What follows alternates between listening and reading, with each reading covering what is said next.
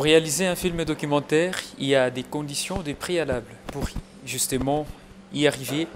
Fils Ngeleka est réalisateur, scénariste, vidéaste de la ville de Lubumbashi. Il est avec nous sur ce plateau des Arc-en-Ciel Télévision pour justement échanger avec lui autour de cette question. Comment arriver quels sont les préalables pour justement arriver à réaliser un film documentaire. Bonjour mesdames, bonjour messieurs et bienvenue dans Piédestal. Fils Ngeleka, bonjour et bienvenue. Bonjour, bonjour Jean-Luc, bonjour à tous ceux qui nous regardent aussi. Vous êtes réalisateur, vidéaste et scénariste de la ville de Lubumbashi. Merci d'accepter notre invitation. Merci beaucoup. Est-ce que nous parlons de film documentaire? Tout d'abord,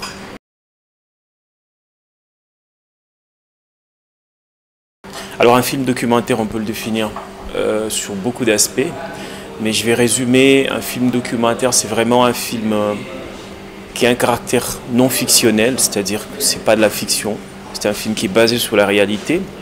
Un autre aspect, c'est vraiment le rapport à la réalité, parce que quand on définit un film documentaire, on le définit par différence avec un film de fiction qui, lui, est basé sur l'imagination, sur le fait de s'inspirer de la réalité, mais on ne la raconte pas forcément. Mais sur un documentaire, on raconte la réalité, donc le rapport à la réalité, on représente la réalité, on est dans la mimésie, c'est un peu comme ce que Platon disait, ce qu'on représente la réalité, on la reproduit, même si après, il existe désormais des types de documentaires comme le documentaire expérimental et d'autres types de documentaires qui essayent de faire une mise en crise par rapport à la représentation de la réalité, mais en général, un film documentaire, il est ça. Il y a aussi la façon de le faire, la manière de le faire, la structure narrative d'un documentaire est aussi différente. Dans un film de fiction, on fait avec des personnages, on raconte avec des étapes, la crise, l'appel à l'aventure, tout un certain nombre de choses, des personnages pour transmettre une histoire, alors que dans le documentaire, les personnes qui parlent sont dans leur propre rôle, ce n'est pas de personnes qui sont en représentation. Donc l'objectif aussi diffère un documentaire d'un film de fiction, parce que dans le documentaire, l'objectif c'est quand même, il est pédagogique, c'est d'enseigner, c'est de dire la réalité, c'est de raconter le monde, c'est de rester le plus près de la réalité. Donc voilà un peu autant de critères qui permettent de faire la différence. Il y a aussi la technique de réalisation aussi d'un documentaire. Pour une fiction, on écrit un scénario et puis des personnages viennent incarner des personnes qui ne le sont pas forcément, alors que pour un documentaire, les gens jouent leur propre rôle, en fait, ils sont en représentation et ça se réalise avec des interviews, avec un travail de recherche préalable et puis en dehors de ça, il y a aussi pour le documentaire quand même les archives, les interviews, donc la technique de réalisation elle est aussi différente. Donc il y a beaucoup d'aspects sur lesquels on peut continuer à définir le documentaire, mais voilà brièvement ce que je peux dire. Parfait. Alors vous êtes réalisateur de beaucoup de films documentaires. On va suivre quelques extraits de vos réalisations et puis on revient juste après.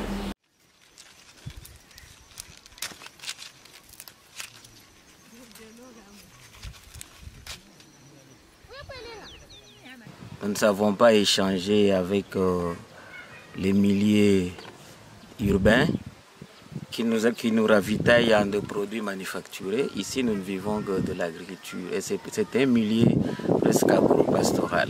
Nous ne vivons que de l'agriculture, un peu de l'élevage, mais pour les transports, pour acheminer nos produits vers des grands centres de consommation, il nous est vraiment très compliqué compte tenu de l'état de la route, compte tenu de manque même de moyens de transport ici chez nous à Kalamba.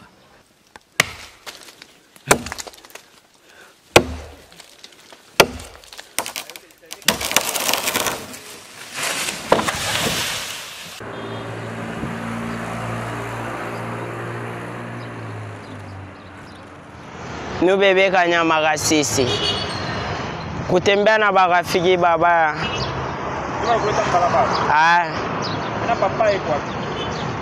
Papa yoko kolwezi mama ashakufa nikeke tojame mwenye kwetu. Kufatana na barafiki. Ah. Kwetu hapana abakukwebea ni teso. Hapana. Kama papa wao kutafuta leo techika kukuja. Techika kukuja. Bon, maintenant bashafungula masantre, bashafungula masantre kwa watoto mbalabala bendi. Joni ni wapende kwenda kwa masantre kwa maluku ni wapi? Tengia pa bakanja. Tengia pa bakanja. Ah. Joni na wingi kwa kuna shughuli. Ifoni sumbure na Ali. Ali. Ule anengishaka mu interna bantu mu baganja. Ah. Sasa bon wewe ukikaa kwa mais sasa batoto ndio balabala ni nini unafanya ke batoto wa nini wako balabala benza ko pona bauliza kama utisipika sema ni nini kana kwa balabala. Bengine ni kubapika kumakwabo. Bengine bana divorce na mama wake. Anenda kwa babake, anakuta babake na bibi mwingine. Ule bibi mwingine jo anaanza kumuteswa. Jo anakimbia naye. Jo vile bananyoneshaka. Jina langu ni Fidel. Fidel, ah? Fidel. Ah. Papa yuko wapi na mama? Yuko kwetu. Ah? Yuko kwetu. Fidel. Ezan. Wewe ufika barabara Baranzo nilikuwa kwa mkubwa wangu. Kwa mkubwa wako? Ah. Mena kutoka kwa barabara Fidel. Baranza kunipika sana kwa mkubwa wangu na kwa bibi yake. Baranza kupika sana? Ah. Ndio unatoka? Ah. Waje hivi nilikuwa kwa mkubwa wangu. Abakwanze kuchika mimi nende nikacheze. Baranza tu kunionesha nibakie paka munyumba. Sasa na mimi bakinitume samo hivi na mimi nenda mimi nacheza. Balo mimi nakaa wanjoni kama mimi narudia. Banenipika. Joshiku mwe hivi mimi nasema hivi banenipika. Banenituma tena na omo mimi nenda kuza omo. Sasa kwenda kuza omo mimi nafika mimi nakuta kule barinituma haina. Nenda fashi nyingine njoo mimi napata. Mimi napata omo. So mimi nafika fashi mwe hivi peko benjangu bena nacheza balo. Njoo na mimi naanza kucheza balo. Ushiku bunaingia mimi nashikia boka wa kurudia kwetu njoo mimi nakuwa humu mvili. Sasa papa yuko wapi, mama yuko wapi? Yuko kwetu. Yuko kwenu? Esi bana wao kutafuta? Hapana. Kama wao kutafuta utakuja kwenu? Ah. Jua nini? Ah. Ah? Basi kwa misha banaka kwa kunitafuta. Mina lombaga makuta bananipa njoo mimi nauza vyakula. Sasa kama upate Mina lala poka vile. Hapo kama uko kwa malaria.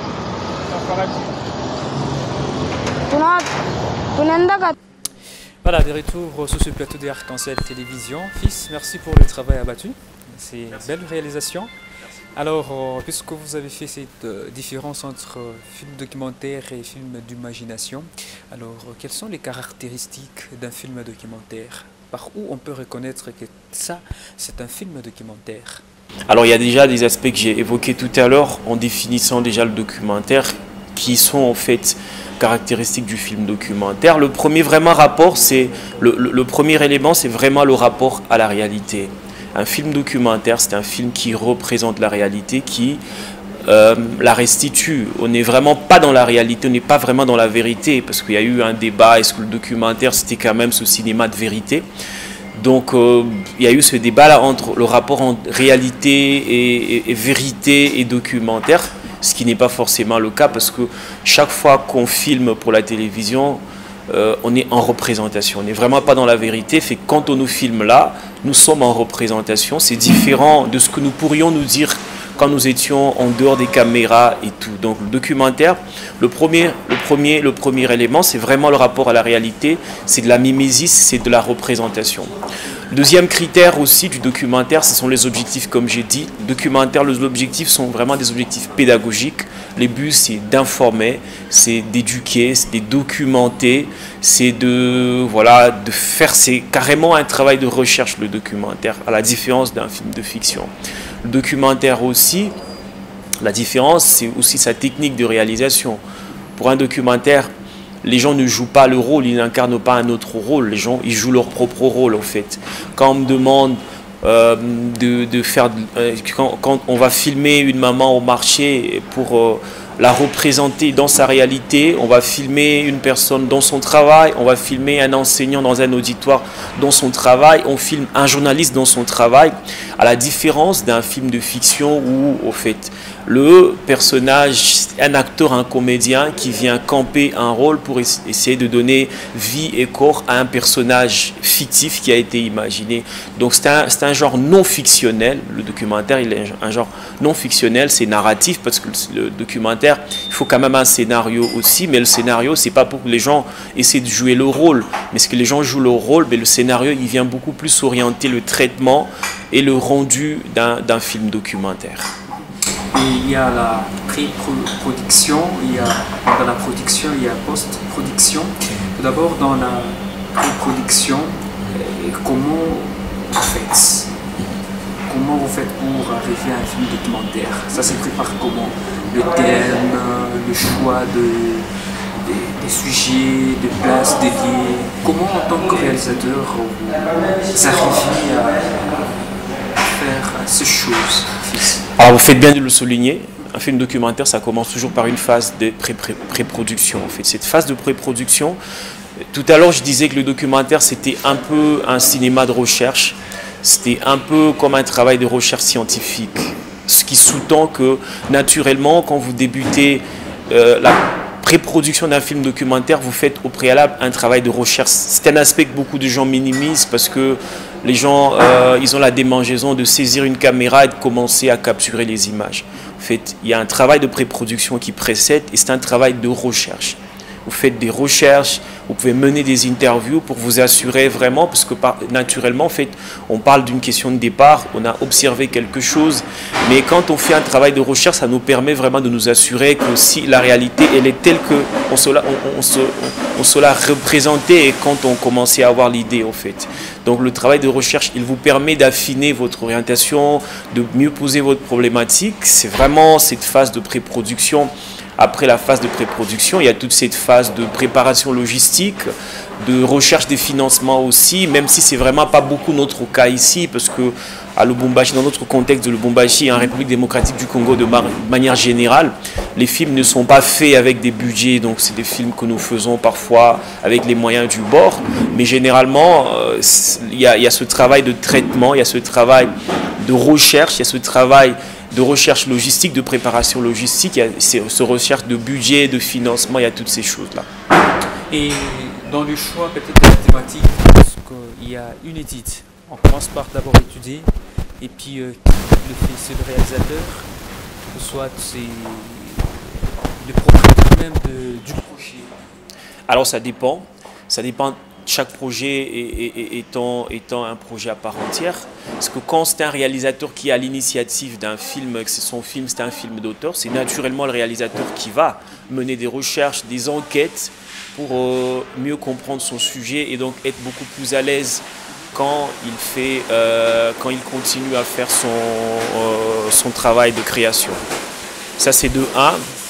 De 2 aussi, quand c'est un film par exemple d'entreprise, parce qu'on fait du documentaire d'entreprise par moment aussi, ça existe, alors à ce moment-là c'est peut-être des éléments qu'on met, mais de toutes les manières le réalisateur il est toujours au centre, étant au centre de la création, c'est quand même lui, quelque part, c'est toujours lui qui va faire ce travail de recherche, des lectures, de recherche d'archives et tout, et le cinéma étant un travail d'équipe, il peut se faire accompagner, se faire entourer d'équipes, mais le réalisateur étant le patron artistique et technique d'un film, il reste quand même au cœur de ce travail de recherche. Il n'y a pas de sujet spécifique en fait, c'est vraiment votre curiosité à vous, c'est vraiment l'envie, comme on a dit, que vous souhaitez découvrir quelque chose, vous souhaitez soit aller beaucoup plus en profondeur, approfondir quelque chose qui existe déjà, parce qu'il n'y a pas de sujet spécifique. On peut avoir le même sujet que vous, mais on ne fera pas le même film en fait.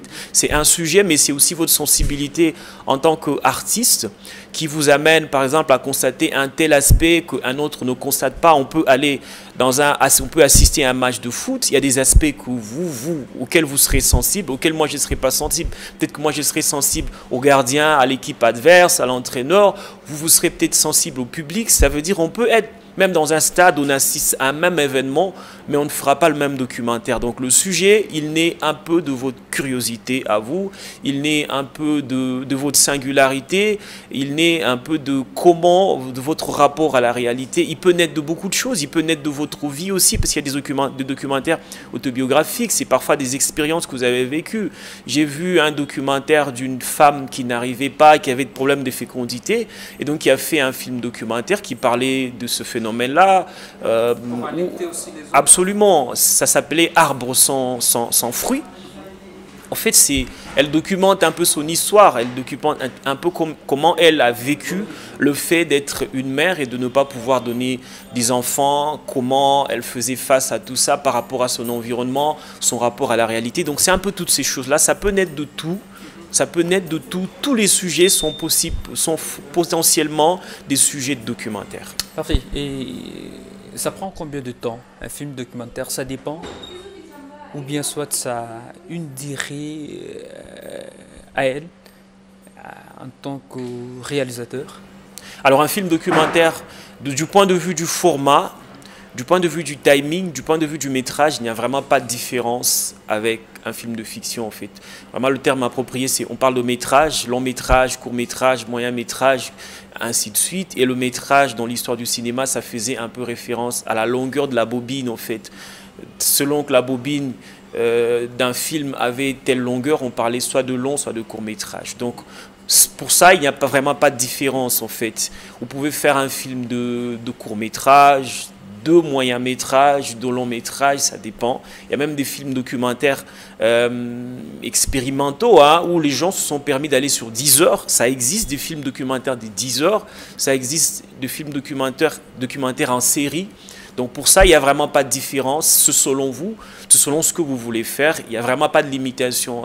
Après, il y a maintenant des formats qui sont guidés par des festivals. Il y a par exemple des festivals qui acceptent telle durée.